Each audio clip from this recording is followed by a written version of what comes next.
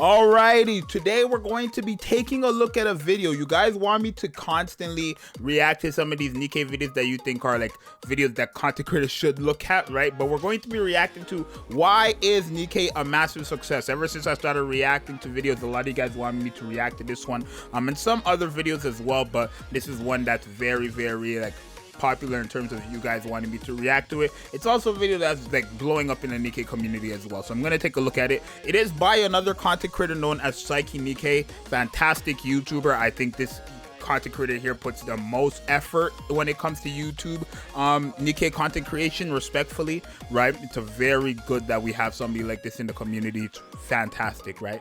Love the content, like, love the content, my guy, keep it up. But we're gonna take a look at this video. Make sure you guys subscribe and like. Let's go. Alrighty, let's see.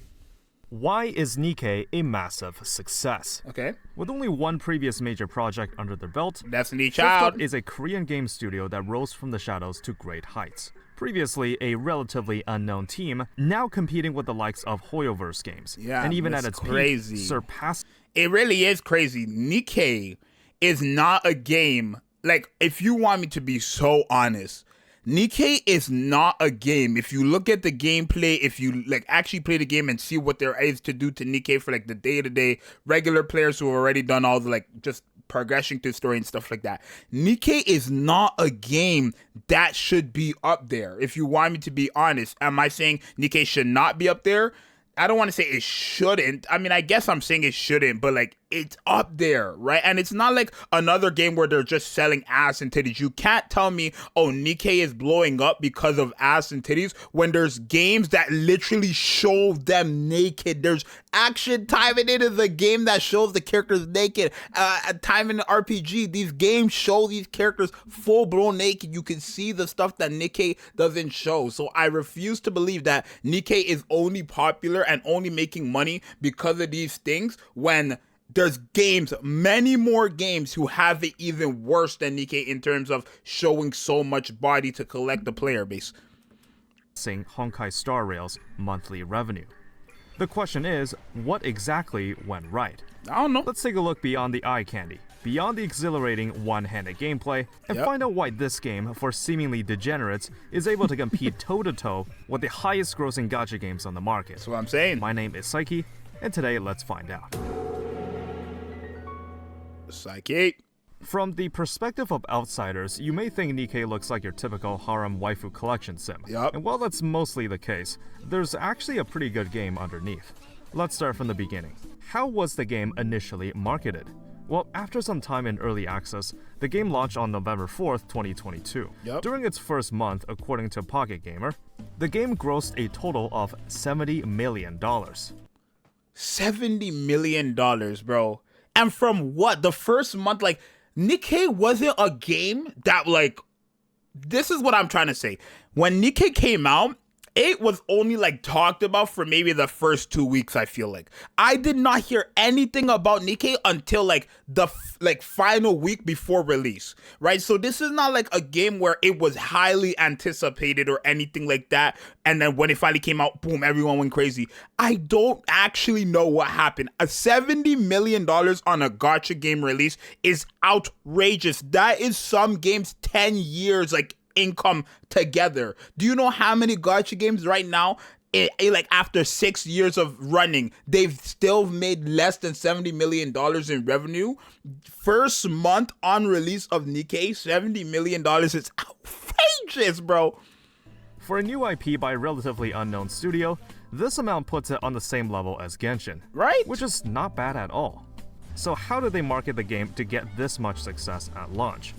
Well, the way they did it was interesting. It's very clear I've never seen that ad. It's not even trying to hide its heavy focus on fan service, to the point where you wonder if they were self-aware. There were memes spawning about its concept.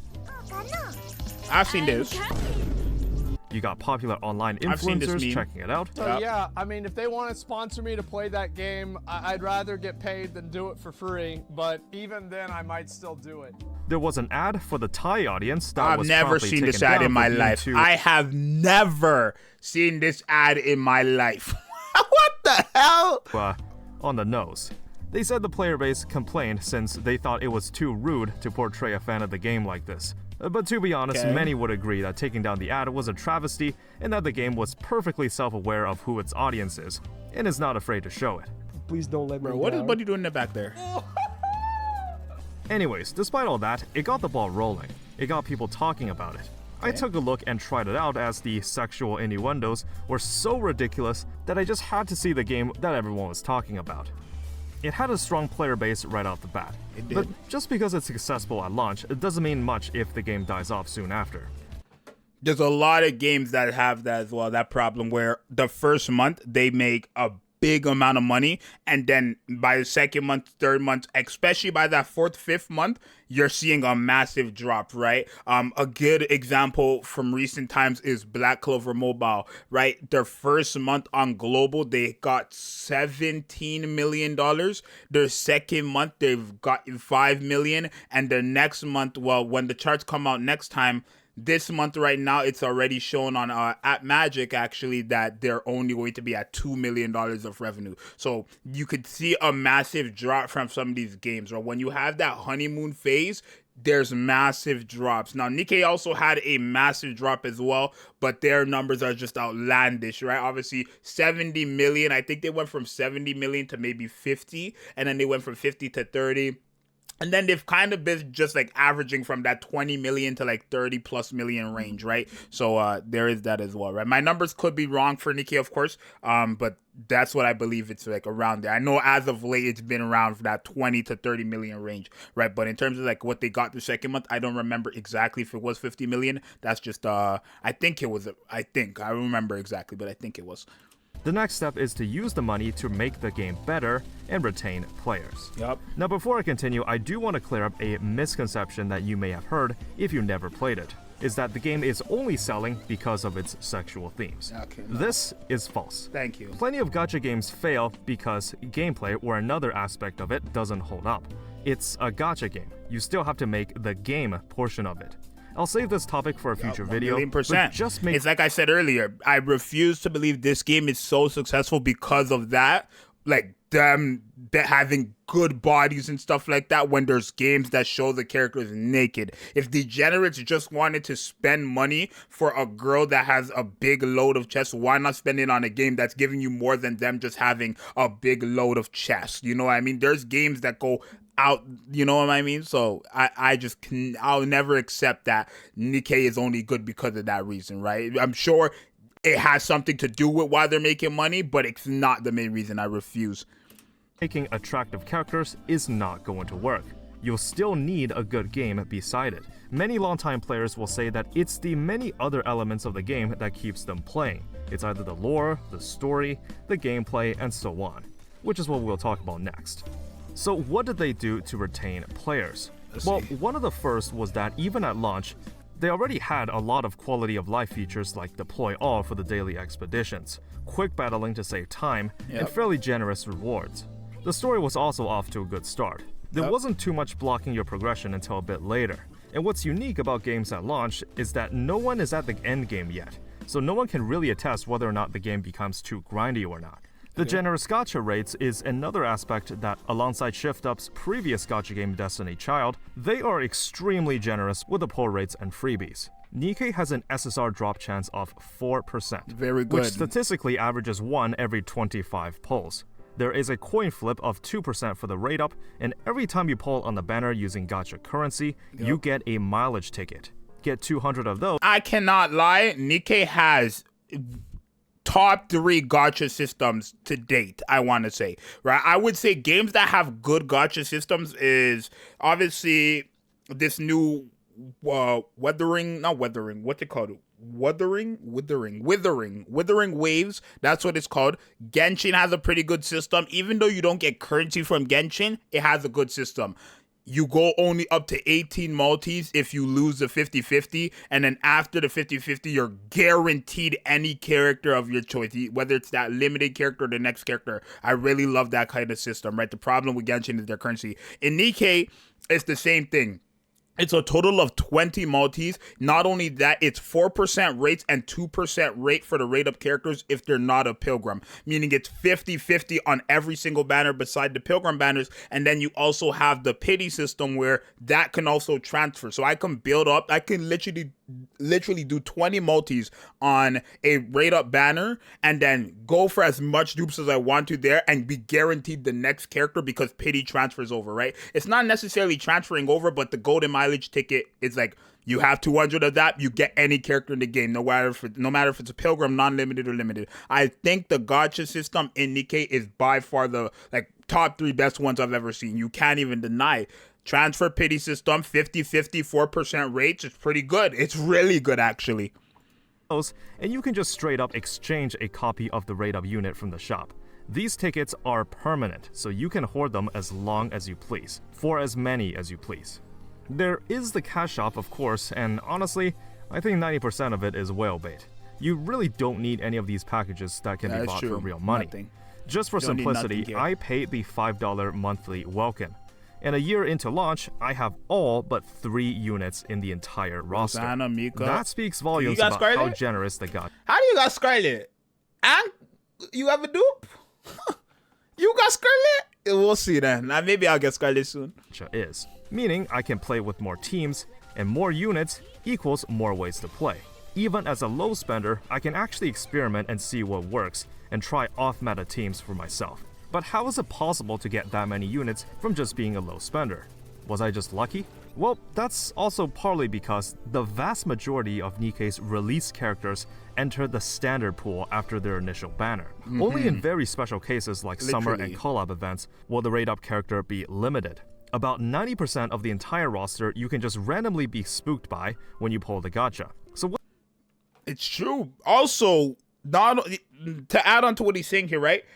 Yes, with the pity system and their gacha system, it's very good. But yes, even after their banner goes away for non-pilgrims, limited banners and collab banners, they don't get put into the standard banner, but everything else gets put into the standard banner. Not only that, you can make your wish list, right? The wish list system doesn't just rate up the characters you choose. It literally makes the banner that if you get an SSR, the characters on your wish list, you're guaranteed one of those characters on your wish list or a Pilgrim. I don't even know how no other game has a system like this. It's actually outrageous. Maybe another game does, I just don't know about it. But Nikke, the way they do their whole gacha system, it's really hard to compete with something like that, right? It's really hard to compete with something like that. With the 4% drop chance, you're going to be landing new units left and right. On the standard banner, you also get to wishlist 5 characters from each of the 3 factions within the lore. When you pull an SSR of that respective faction, you are guaranteed to get one of the 5 units you've wishlisted. Literally. Again, a great quality of life to help you narrow down on desired characters. And if that wasn't enough, there's also a friend point gacha, where you can get the currency from just sending and receiving hearts from friends, which has a halved SSR chance of 2%, but you can still get SSRs for free from time to time. As you can see, there are many safety nets put in place to ensure you're not left without a new SSR to play with for a while. And the rates are generous enough that you still get a decent amount of the entire roster, even if you go into the game as a free-to-play. Now onto the daily grind. Okay. It's quite typical for a live service game to have daily tasks to keep you coming back. Yep. And as with other gacha games, you do have to do daily tasks to maximize your output in Nikke. Luckily, due to how easy it is, you can get them done in around 15 minutes. 15? Assuming there's no... I get that done in 5, bro. Ever since they dropped Red Hood, I don't spend time on my dailies they're 5 minutes max, bro. Red Hood makes everything so quick. It's 5 minutes max if you have Red Hood, bro. no special event happening, and can even put the game on auto for certain levels. The quick battle feature is also present if your combat level is above the recommended power, where you instantly clear the level without having to go through it. This cuts down the grind time by a pretty big margin, and is even given as an option for clearing event stages for bonus currency. A feature certain other gacha games do not have. Genshin Impact. Certain live services lose players. Question, do you guys still play Genshin Impact? I think Genshin's a shit game. I think it is. They said they're not gonna update their end game content. They have nothing good ever besides new banners, and their player base just spends and spends and spends and spends money to still do absolutely nothing. I never understand it. Do you guys still play Genshin? Hey, if you do, let me know how. When the dailies are too grindy, but Nikke seems to respect your time while also demanding just the right amount to return every day. I think this should be the standard for future release live service games. The daily tasks should take up to 20 minutes maximum. Everyone's got other things going on in their lives, and demanding too much time to maintain the game will just drive new players away. Another way live service games retain players is through elements of FOMO, or fear of missing out, like limited time events, limited time rewards, limited time skins, and battle passes. Yup. So how does Nikke handle FOMO? Fortnite ruined gaming. My friend says it all the time. Amazing Grand Cross. Fortnite ruined gaming. They started off with battle passes, and now every game has it. Elements. Let's first go through the things that truly are limited. Every month and during certain events, there is a purchasable battle pass for $20. And reaching the end of the reward track will give you a unique character skin. As it currently stands, if you missed out on the original run of the battle pass, there is no alternative way to get them. This is probably the major thing that truly has the element of FOMO, though this would depend on how much you value cosmetic skins. Another case of this will be collab events. In 2023, there have been two, the Chainsaw Man collab and the Nier collab. It's quite unlikely that these events or characters will get a rerun, but this really isn't an issue with Nikke, but an issue with collab events in gacha games in general. Because of problems that arise with licensing, it's normal for gacha collab events to never get a rerun. So while this would count as FOMO, it's an issue that's shared universally across all gacha games. Okay. Now that we're done about talking about the bad parts, what are some ways Nikke does to eliminate FOMO? Well, every event will last either 2 or 3 weeks, depending on its scale. And at some point after the event ends, certain ones are added to the event archive. This is where you can still view the story and play the minigame of certain events from the past, and it is permanent. Meaning even if you started playing today, you can still experience some of the most impactful events the game has had so far. Overzone and number because one. of this feature, even new players are able to catch up on the lore and be in the loop on why these events were so good. The event archive is not something typically seen in gacha games, and it is being updated with every content patch. Genshin never rerun events, FGO does it once after a year or so, so having all the best events right at your fingertips I'm gonna assume Psyche plays Nikke, FGO, and Genshin. I'm gonna assume. That's what I'm just gonna assume. Those are the 3 gacha games he plays, or at least mainly the games he plays. permanently is an amazing way to treat even latecomers to the game, and I would argue missing out on story content is way more impactful than missing out on skins. Yep. I also want to briefly talk about UI and accessibility. Okay. In story cutscenes, you can view the backlog of recent dialogue in case you missed something, and the skip button exists. There's also keyboard shortcuts on PC, so you can just press 1 or 2 on the keyboard when selecting dialogue prompts, instead of forcing you to drag your mouse over the button. These may seem very fun. I mean, accessibility, sure, that might be, I mean, I don't want to say it's a reach, but like, that's something that would never bother me regardless. But accessibilities, right? I guess. Fundamental features to have, and they are: the skip and backlog button have been present from FGO all the way back in 2015, yet the highest grossing gacha game right now doesn't seem to know how to do this.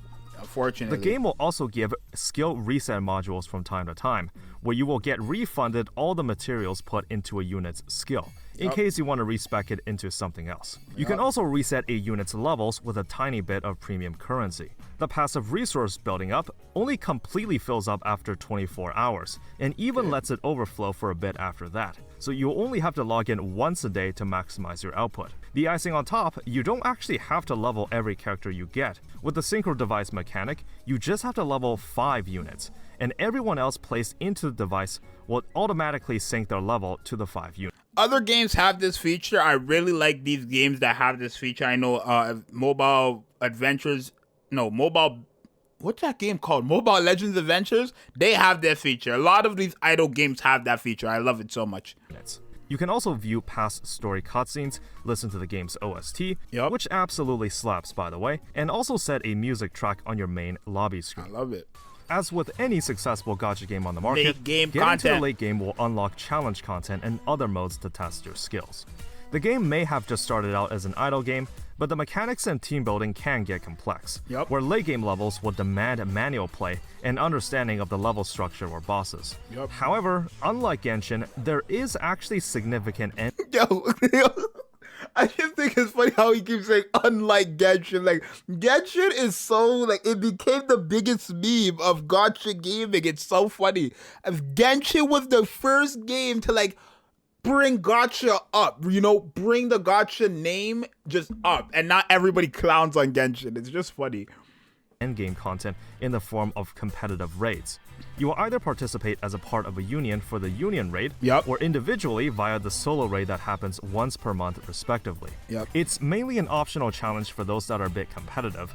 There's no significant rewards even if you place highly on the leaderboard. For the union raid, you get more union chips for spending in the shop for late game upgrades.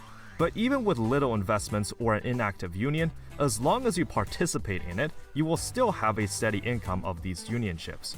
Other than that, there's nothing else for union raids other than a rank that you can show off on the top charts. For solo raids, you will get a bit of extra gacha currency and a unique avatar border depending on your placement relative to all players, with a tier 3 border if you score in the top 3%. It's actually surprisingly quite doable if you've been playing for long, as the casual players vastly outnumber the whales, though they are the ones funding this game. Just a subtle incentive to participate in raids, but nothing too significant. The gacha currency you get are pretty negligible, and you can still get something even for just participating in it. Another mode of competition is PvP, but unlike normal gameplay, you can't control anything, so it's mainly a mode for whales. From PvP, you can get arena tickets as a currency and a tiny bit of gems, which can be used to buy certain upgrade materials. But again, if you participate in it at all, you'll be swimming in these tickets. You do not get anything else for ranking high in PvP other than flexing. One of the major reasons I decided to stick around was because the developers are very communicative with the player base. And they're quite generous in that regard, more so than any previous gacha games I've played. Here are some examples. During the announcement of the first anniversary of any gacha game, you would expect that the team behind it would be a bit more generous in terms of rewards to celebrate this occasion, and to incentivize players to stick around or get others to return. Well, the Genshin community had to do a bit of trolling for them to shell out a total of 20 pulls. Can you take— I ain't gonna lie, bro.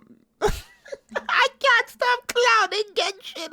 Bro, I know there's like a recent drama with Genshin Impact. And like a lot of the Honkai Star Rail YouTubers were like a part of it as well, right? But apparently, like, Genshin gave 3 singles for 3 years of Genshin Impact. Did y'all hear me? I said they gave 3 singles, individual, 1, 2, 3, un français. I don't think I said that right, but they gave 1, 2, 3. That shit is so shit. That game is so bad. It's so bad. It's so bad. Genshin. Bro, I can't. I'm sorry. I will never play a game or stick with a game that says, hey, thank you guys for playing for 3 years. We are so, happy that you guys stuck around. Here you guys go. Enjoy your 3 singles and continue to get shafted. Just make sure you guys spend a couple $100 if you really want to get something from our generous gift to you, right? You got to just add the extra money, but we are going to give you a starting off point with 3 singles. Head ass. Take a guess on how many pulls Nikke gave. Was it 30, 40, 50? How about 106?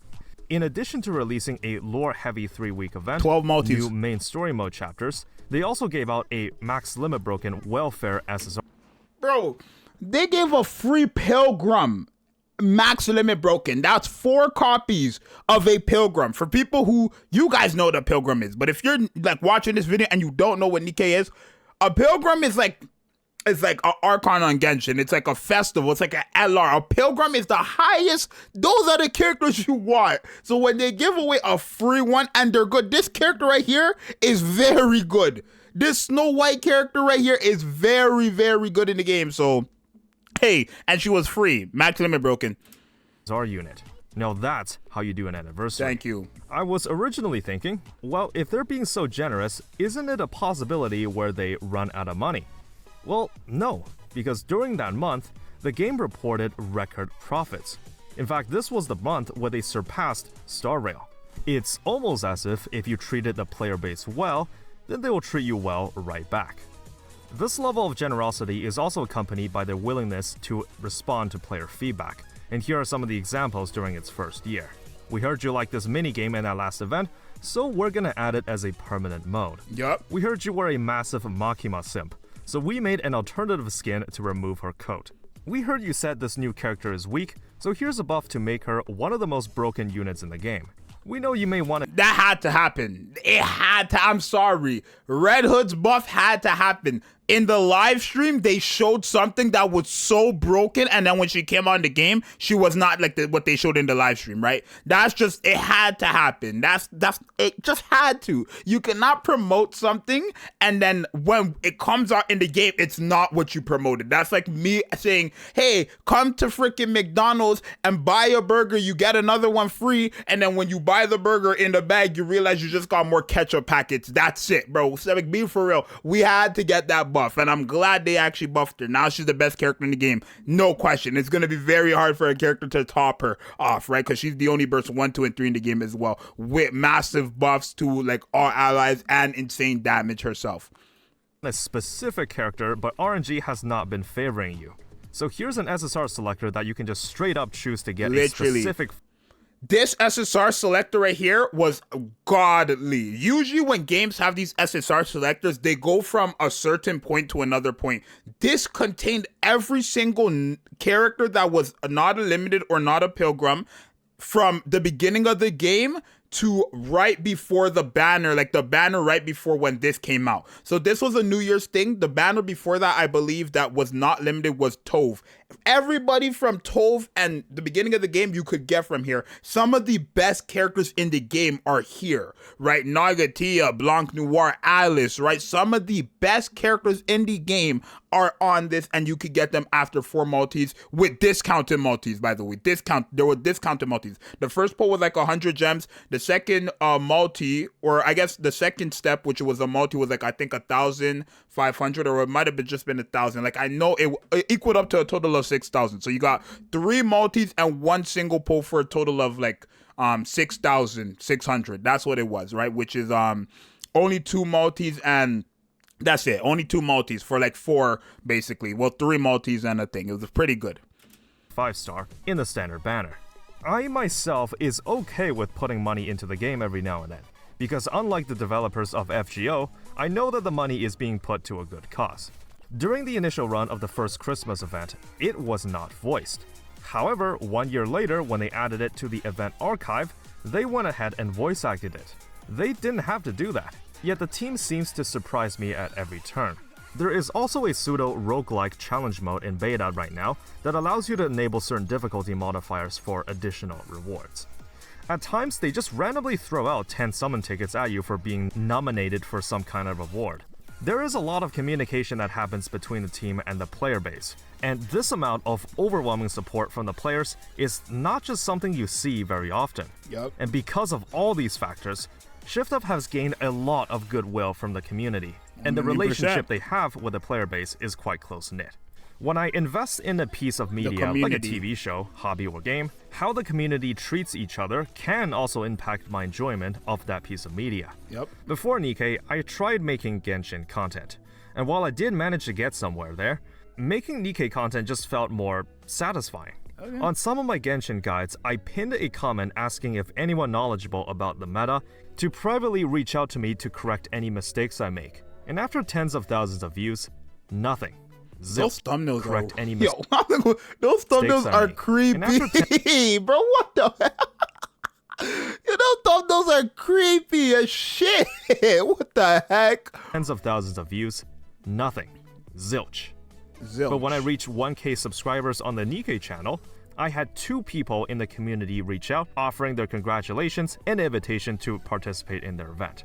Yep. Genshin has a much bigger fanbase, but your input feels like nothing but a drop of water in a pond.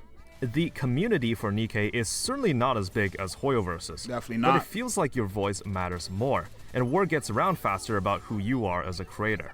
And it makes me feel rewarded for making content on the game. I started out on YouTube 3 years ago covering an indie game called Dead Cells. Again, a very close-knit community with a supportive fanbase. And I was happy to continue to make content for it. The quality of my videos are the exact same for my Nikke and Genshin channels. But how is it that even with a smaller community, I was able to reach twice the amount of subscribers versus my Genshin channel? The comments I get on my Nikke videos barely have any nitpick, and even when it's pointing out a mistake, it's usually done quite constructively. There is a reason why I put 800 hours into Deep Rock Galactic, and the supportive fanbase is one of those reasons. Again, the community for a piece of media can impact your enjoyment of that piece of media.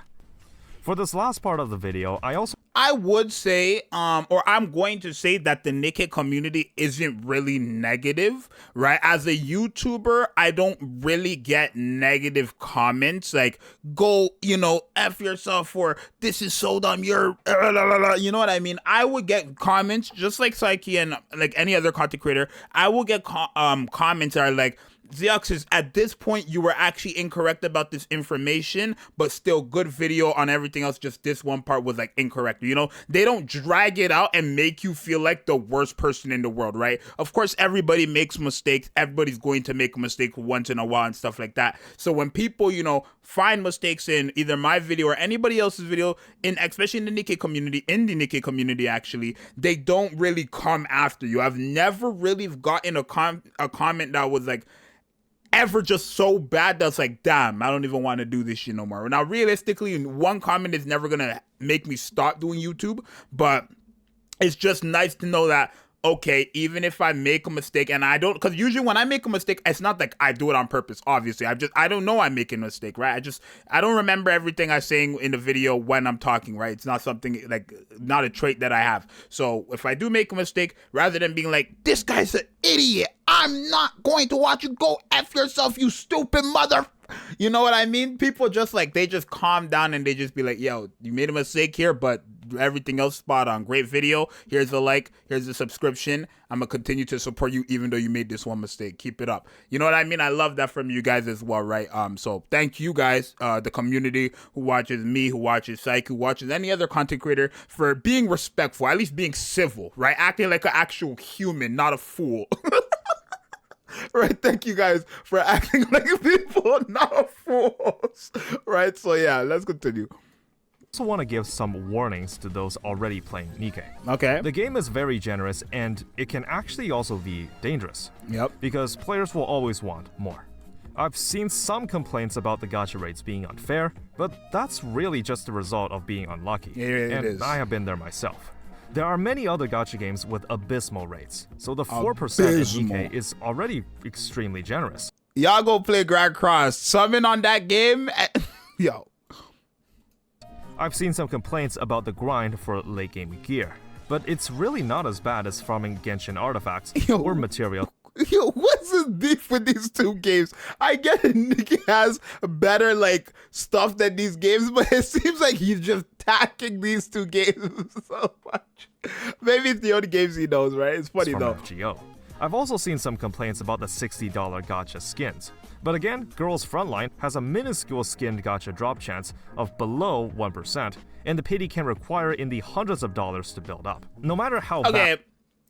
That might be true, right? But like, I'm gonna be unbiased here. That doesn't really do anything, right? Like, that information, if another game has it worse, yes, it still has it worse. But like, just because another game has it worse with how much money people have to spend, doesn't mean that Nikke $60 is still bad, right? Like, I'm not saying that that's what he's saying, but like, just to clear it up for anybody. Right, you basically just said Nikke has $60 skins, whatever, but there's another game that has it much worse, right?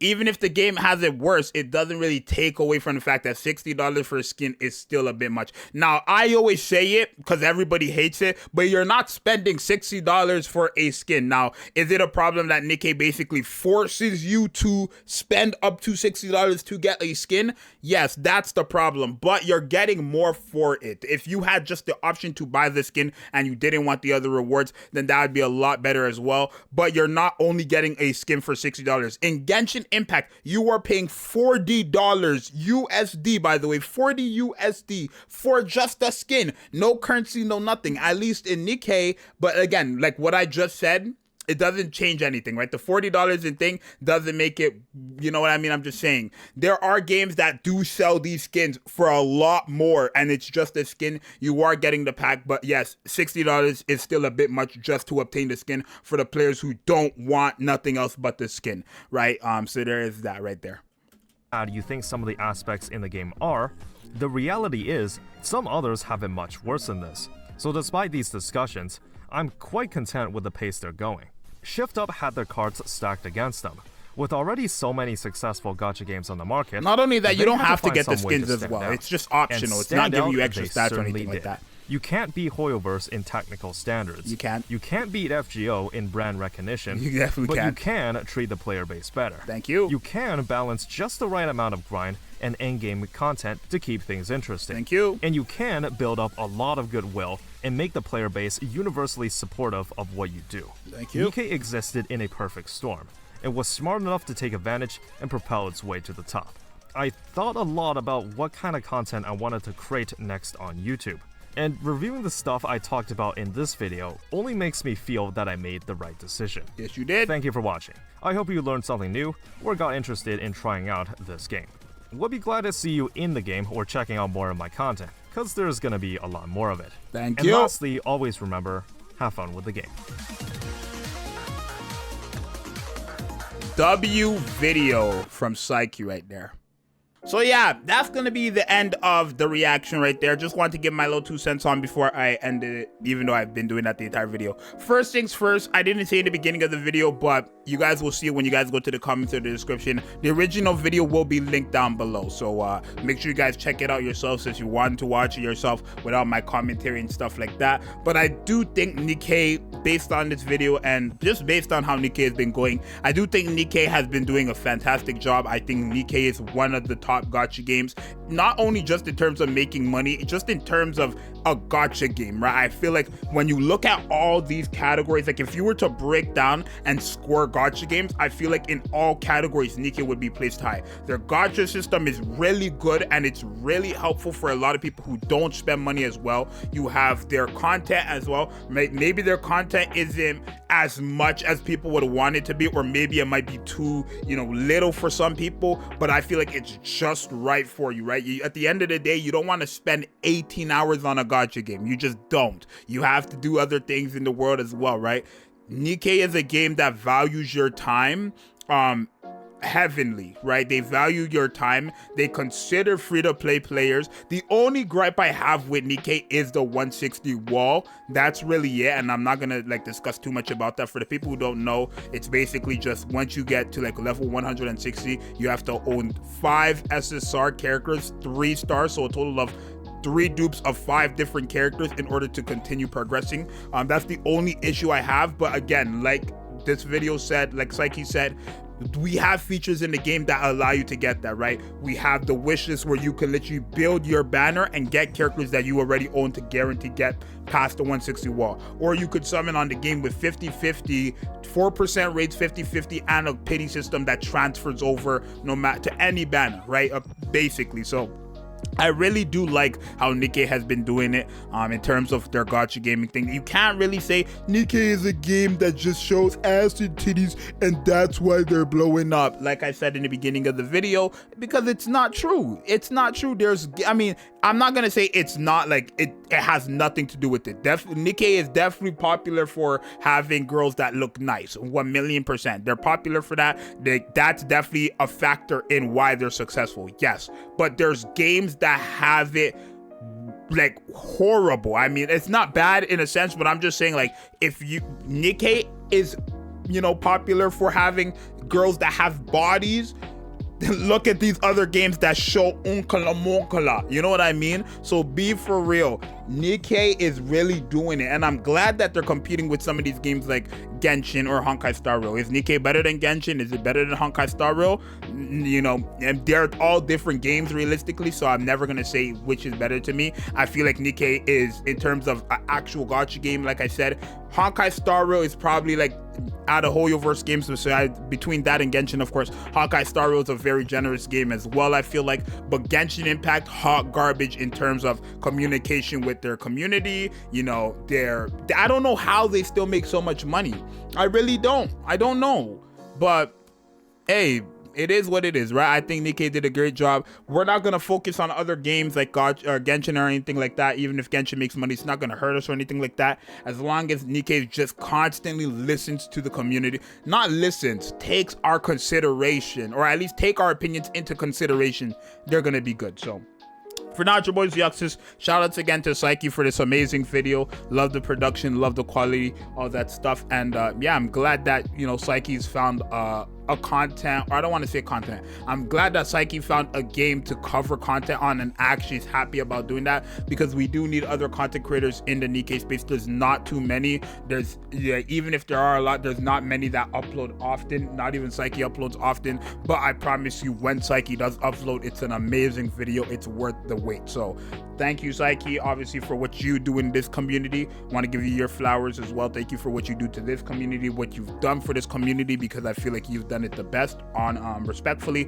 to every other content creator who feels like you know, maybe that's an insult to them. It's not. I'm just saying how it is. I feel like Psyche's done it the best with the guides and stuff like that. Really informative, really impressive with the content and stuff like that. I'm glad we have somebody like that in the community. So for now, it's your boy Zxous. Let me know what you guys think. Subscribe and like, and I'm out. Peace.